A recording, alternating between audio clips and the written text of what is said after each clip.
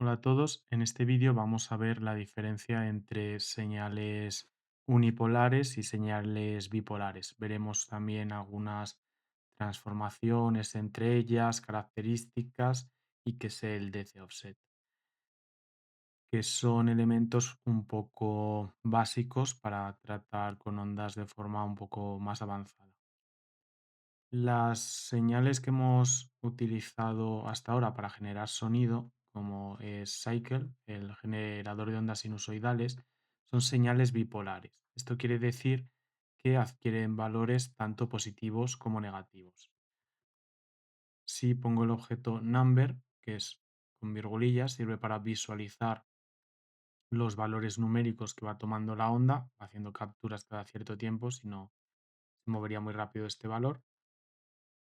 Y voy a utilizar el objeto scope para que podamos ver la onda representada. Ahora mismo no veo nada porque el audio está apagado, lo puedo encender, no va a sonar nada porque este objeto no está conectado a ninguna salida de audio, pero puedo visualizar los valores que toma. He puesto que tenga un hercio para que haga una oscilación por segundo. Podría poner que fuera más lento, por ejemplo, una frecuencia de 0,1 hace que tenga una oscilación cada 10 segundos.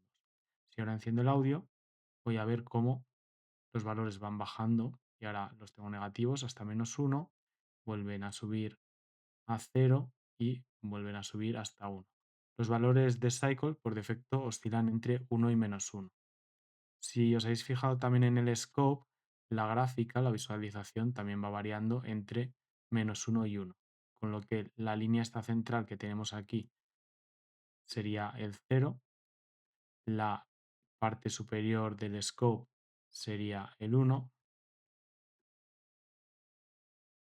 y la parte inferior del scope sería el valor -1. Por los valores que vienen por defecto. Las líneas intermedias, pues esto sería -0,5 y esta 0,5. De esta forma, pues vemos como una señal bipolar oscila entre 1 y -1. Si cambio la frecuencia, por ejemplo 1, pues va a oscilar más rápido, pero siempre entre -1 y 1.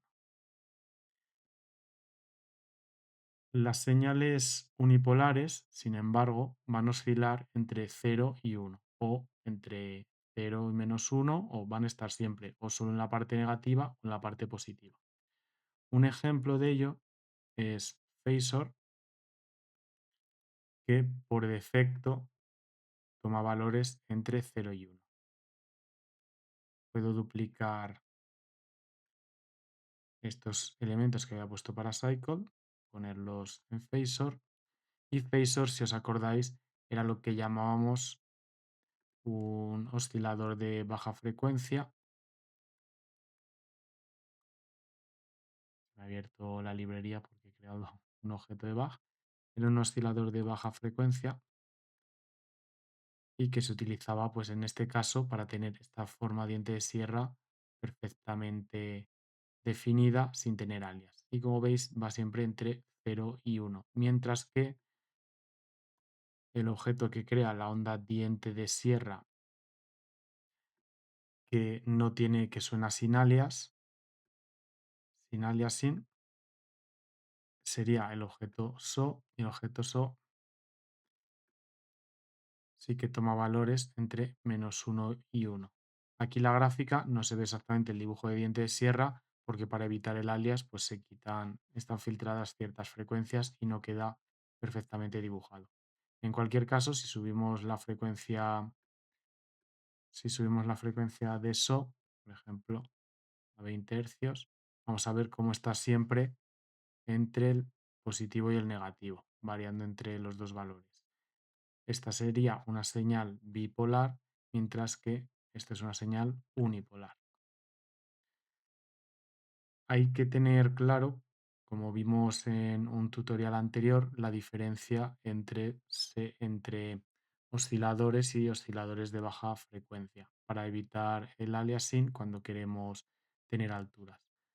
Estas se pueden utilizar a cualquier frecuencia. Los osciladores de baja frecuencia se suelen utilizar entre 0 y 20 hercios, no más rápido.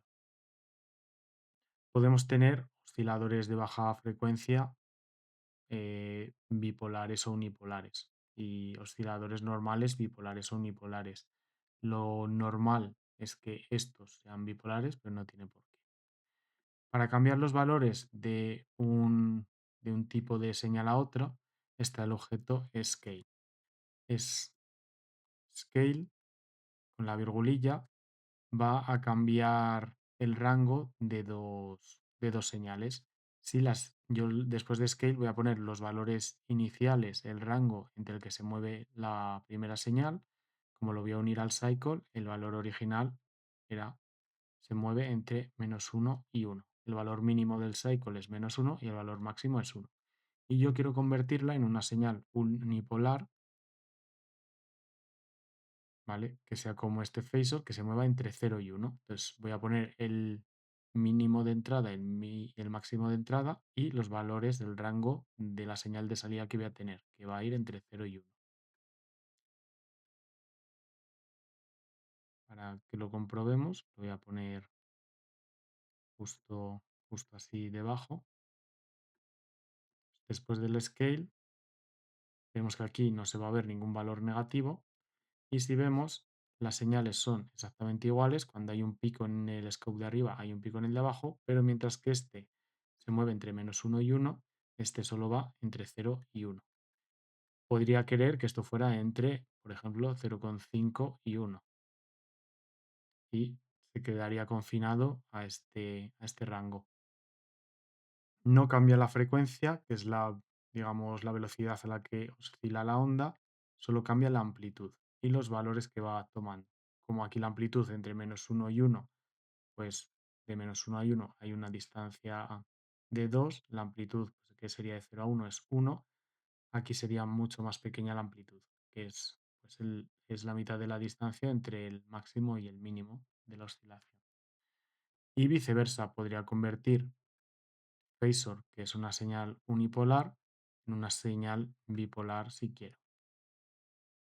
Sencillamente cambiando los rangos de los valores. Como phasor estaba entre 0 y 1, pues es que le tengo que decir que la señal que entra estaba entre 0 y 1 y ahora va a estar, pues por ejemplo, entre -1 y 1. De esta forma, vamos a ver que también toma valores negativos. Vamos a ver que tiene la misma forma que arriba, pero bajando hasta la parte negativa del gráfico. Ahora ya baja hasta -1 y sube hasta 1. Y pueden ser otros valores, pues si quiero que vaya a ser entre -0,6 y 0,6, pues va a oscilar entre -0,6 y 0,6, que sería aproximadamente esos valores.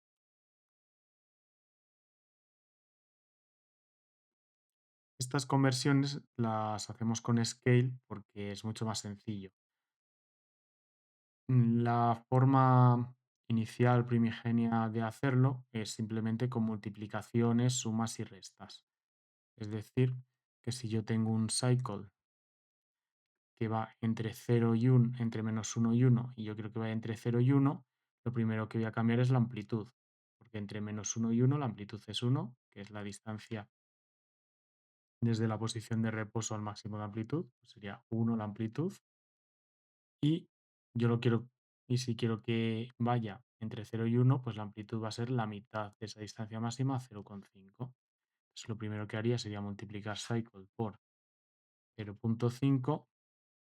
Esto me daría una señal que está entre 0,5 y -0,5.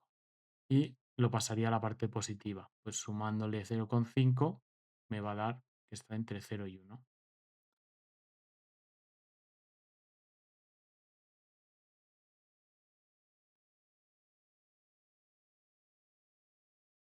Y aquí estaría por encima del 0. A esta distancia, esta suma de señal que le estoy dando para que la señal quede por encima del 0, si quisiera ser negativa, por debajo del 0, esto que transporta, digamos, el eje, esta parte central de la señal, pues 0,5 por encima del punto habitual de reposo, 0, también es lo que se conocería originalmente como DC offset.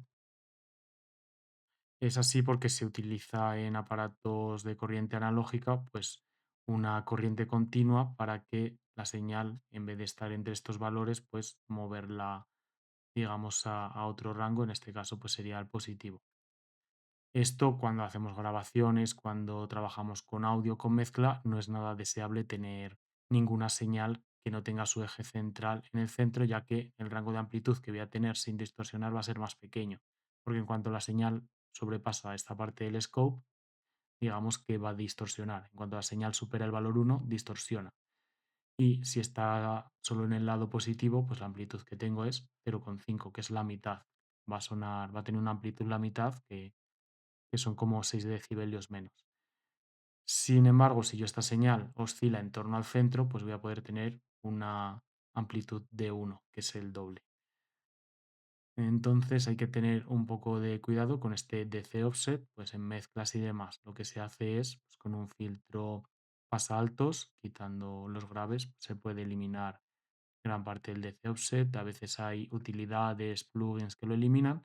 Y nosotros, en nuestro caso, con las señales de control, pues a veces sí que queremos utilizar este DC offset para algunas cosas que vamos a ver en los siguientes tutoriales.